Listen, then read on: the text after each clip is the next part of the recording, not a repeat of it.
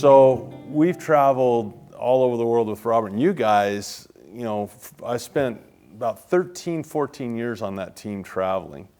And boy, that's pretty much your whole life. Yeah. So we've been to Australia, and we've been to Europe, we've been to South America, and you know, all these cool places. You know, a lot of time at Robert's home in Hawaii. What trip do you want to talk about? What stands out? Definitely the Paraguay and Argentina trip. Paraguay and Argentina. So that one sticks out in my mind too, because not because of where we were, but because of the big lesson. That was the, what would you say the big lesson is? Let's see if we're on the same page. Infinite return. Infinite return. Now that's crazy, because if you were to go to a financial planner or, you know, anyone in that realm, in that field, and say, yeah, my goal for my portfolio would be infinite return, and the assets I want to buy, the yield I want to see is infinite, they'd say you're crazy. And yet that's what you guys grew up with, is the goal of, and is that what you want to seek in your investments? Yeah. You don't get it all the time, but tell us a little bit about that. I mean, let me ask you this.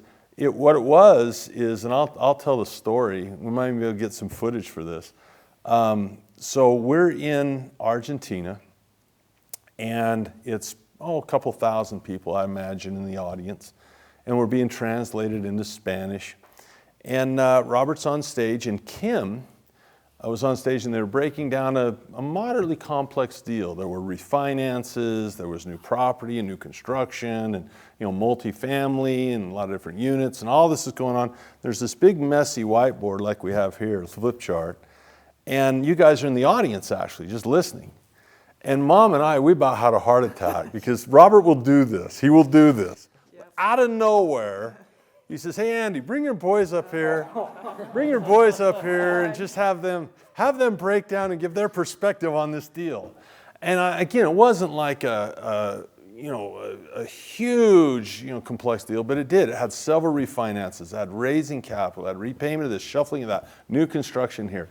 And it was quite elaborate. And all of a sudden, you were 9. Weren't you 9 years old? You would have been probably 11. Yep. And so, and at the end of the whole thing, the crazy thing was, at the end of that whole deal, I said, so what do you like best about the deal, Dave? He goes, infinite return. And he actually started with saying, well, she didn't start out with an infinite return. He kind of poked hole in it, right? She didn't start out with an infinite return, but you walked through the deal and got there. Now, I don't know that we'd have time to duplicate that deal through a deal that elaborate, but I got a challenge for you guys. They've brought a whiteboard in for us. Do you think that if I put a building up there, that you could put on your best Kenny McElroy imitation? Do you think you could pull an infinite return out of it? Yeah, let's do it.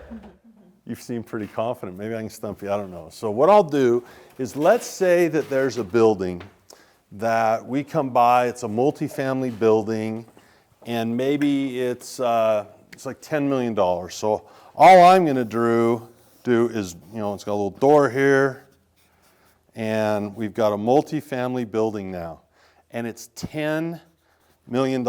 And maybe you say you could renovate it, maybe you say you could get better management, well, all those details, but this is what it is, okay? So show me a couple of different ways. Show me how, there's kind of stock traders that want to buy low and sell high, and there's guys like us that want to cash flow. There's real estate flippers that want to buy low and sell high, but then could you do both, a buy low, sell high, and a cash flow, and an infinite return? Am I pushing my luck? Okay, let's see what you got. What are you going to do first? Let's do a flip. So we buy the house for 10 and sell it for 11. So we make $1 million. Now is this, while he's writing this, David, he's going to flip. Is this amateur or pro? What do you think? This is amateur level. Amateur level? The amateurs? Oh, that's cold, man. So tell us about the math you're writing down here. So this is the amount you bought it. This is the amount you gained. So you bought for 10. Sold for 11, make $1 million. $1 million. You're not an amateur if you make $1 million, are you, David? You going to double down on that? Gee whiz, that's pretty good money. That's going to be 10% ROI. And so if I went to a regular financial planner or normal guy, they say, wow, 10%, amazing, and certainly $1 million, that's 50 grand a year for the next 20 years you could live. So let's do this. What about a pro, David? Why don't you say, that's how Kenny would not do this, correct? Correct. So show me how you think Kenny might do this. What would he do? Kenny first, what he would do is he would get a loan from the bank for about 75%. Okay, so that's kind of nice because the bank does 75% of the lifting right there. And I can hear people already say, well, in fact, put the number down there. How much of that are they going to get? You said 75%, so what's that going to be, mathematician? 7.5 million. Now think about that. Someone's going to say, well, I could never get a loan for that. But what are banks in business to do?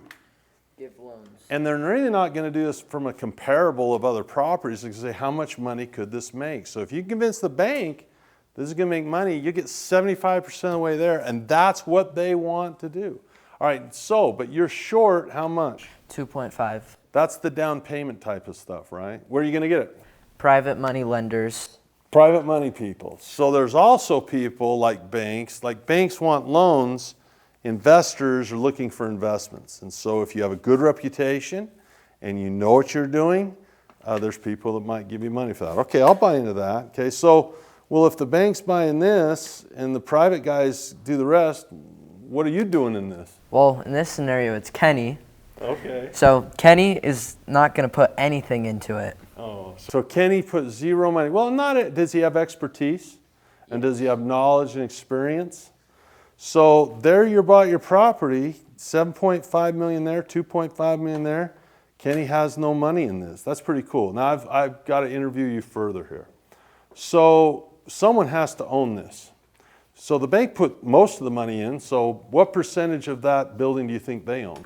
0. 0. Now that sounds crazy. They're putting up all this money.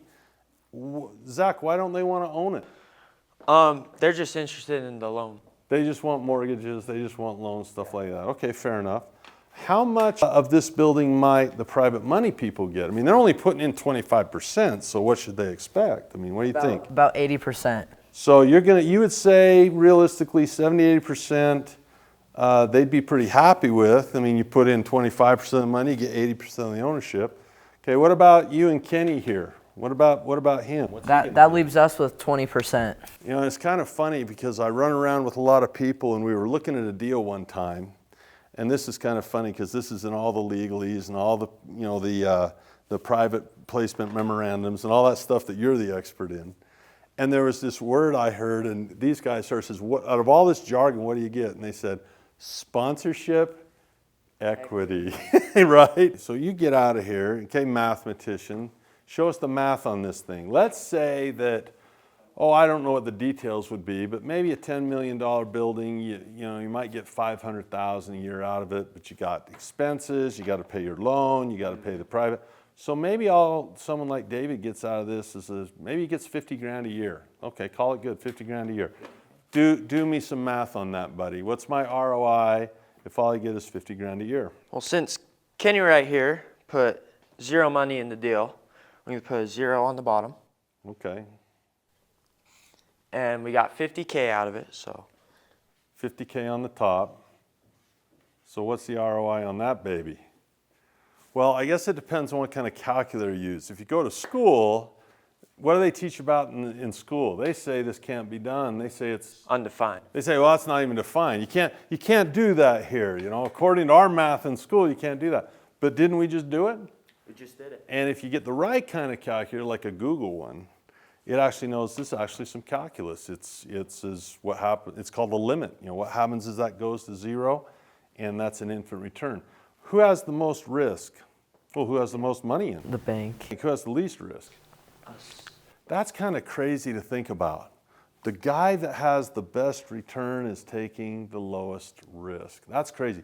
But it is risk in reputation, right, boys? Yep. And that's why, you know, if you hear Kenny McElroy or you hear Sutton Law or you hear, you know, like Tom Wheelwright, everyone knows by reputation. So what would you say the biggest part about infinite return? Because we could do this with a lot of different scenarios.